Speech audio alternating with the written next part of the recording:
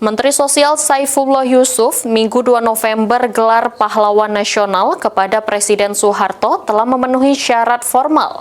Menurutnya, hal tersebut juga sudah didiskusikan bersama para pihak yang melakukan penolakan.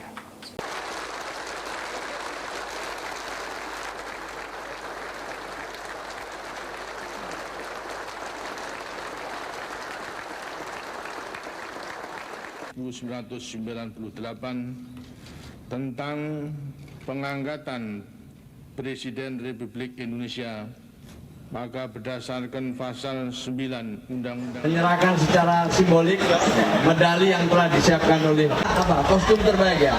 Oke, silakan diumumkan MC. Saya terima kasih atas partisipasinya. Kamu di sini bisa bekerja lebih baik lagi kalian dan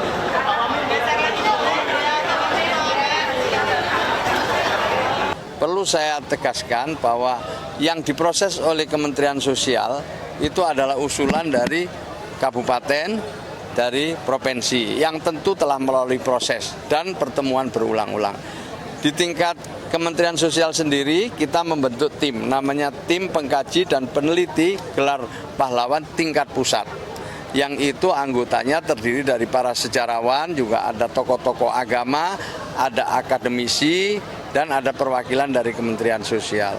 Pada Presiden kedua RI Soeharto. Sebelumnya pada September 2024, Ketua Majelis Permusyawaratan Rakyat MPR saat itu, Bambang Susatyo, menyebut Soeharto layak dipertimbangkan untuk mendapat gelar pahlawan nasional. Usulan tersebut usulkan Presiden RI kedua itu sebagai pahlawan nasional. Sebagian masyarakat menilai Soeharto berperan ketika memperjuangkan kemerdekaan.